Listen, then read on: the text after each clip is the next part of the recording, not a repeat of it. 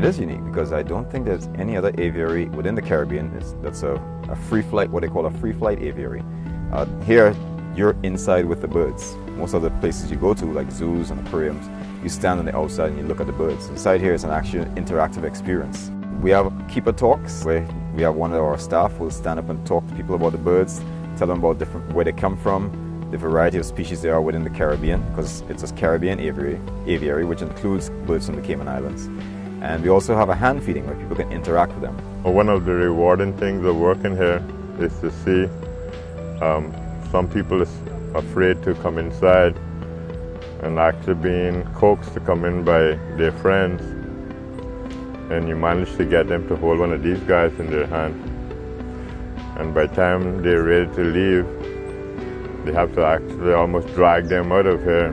We have routine stuff that we do every day, such as cleaning dishes, making sure the cages are clean, making sure the display animals are presentable. And there's around 16 different species of birds. We have birds throughout the Caribbean. We have some of the local birds that you can find here in the Cayman Islands, such as Cayman parrots, white-crowned pigeons, white wings, common ground doves.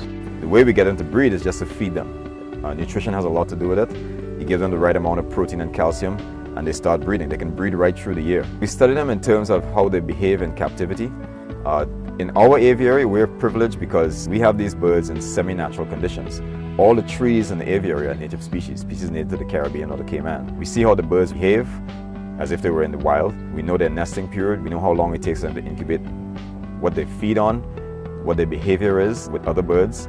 And this helps people, for example, that want to breed certain species for whatever. If they want to breed a species to release, they can get that information from us. We also have a few birds that are being trained. Right now we're in a process of training one of our Cayman parrots to be an ambassador, to reach out to some of the schools so the kids can actually see the difference between a Cayman parrot and maybe a monk parakeet.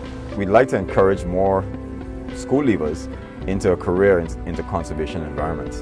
The standard thing is people come out, they want to work in the financial industry and maybe in the tourism industry. And what we do is we encourage kids to come out and spend a half day with one of us.